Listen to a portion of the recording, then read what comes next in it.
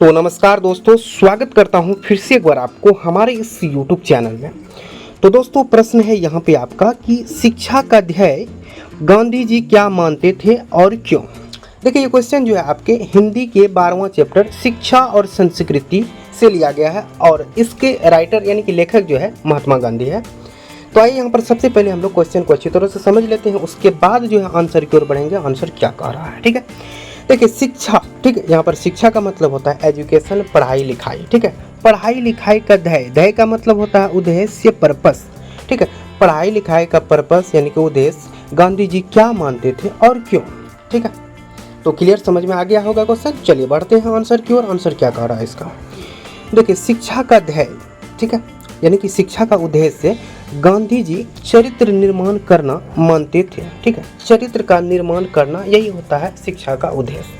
मतलब कि व्यक्ति कैसा है, उसका कैरेक्टर कैसा है, कैरेक्टर का निर्माण करना ही महात्मा गांधी जो है शिक्षा का उद्देश्य मानते थे। ठीक है, उनके विचार से यानी कि महात्मा गांधी का मत था, उसका विचार से जो है शिक्षा के माध्यम से यानी कि पढ़ाई लिखाई के माध्यम से मनुष्य में साहस, मनुष्य में क्या चीज़, साहस, मनुष्य में किसी भी तरह का डर ना हो। ठीक है, मतलब कि किसी भी कोई भी काम है, ठीक है, उससे पहले ये नहीं बोल देना कि हमसे ये नहीं होगा, मतलब कि उसके अंदर साहस होना चाहिए, हाँ मैं इसे कर सकता हूँ। ठीक है, तो वही हो गया कि महात्मा गांधी का विचार था क्या कि शिक्षा के माध्यम से मनुष्य में साहस, बल, सदाचार, ठीक है, बल मतलब शक्ति ताकत, सदाचार मतलब जिसका आचरण बढ़िया हो, जिसमें किसी भी तरह का बुराई ना हो। ठीक है, वही हो गया सदाचार, जैसे गुणों का विकास होना चाहिए, इन तरह के गुणों का विकास होना चाहिए, ये था महात्मा गांधी का विचार।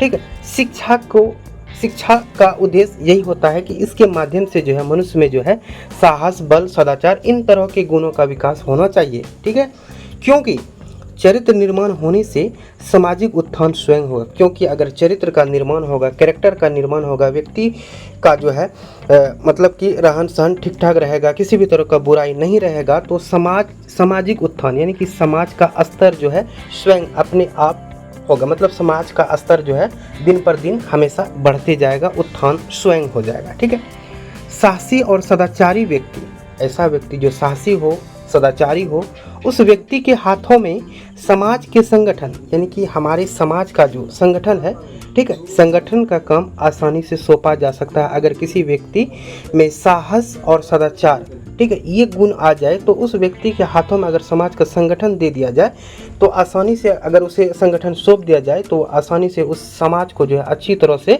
वो चला सकता है, समाज में किसी तरह का भी बुराई नहीं फैलाएगा। यही होता है शिक्षा का उद्देश्य यानी कि ध्येय। महात्मा गांधी जो है इसे ही शिक्षा का ध्येय मानते थे। तो दोस्तों यहाँ पर हमारा वीडियो खत्म होता है। चलिए मिलते हैं नेक्स्ट वीडियो में, तब तक के लिए हमें इजाज़त दें। जय हिंद, जय भारत।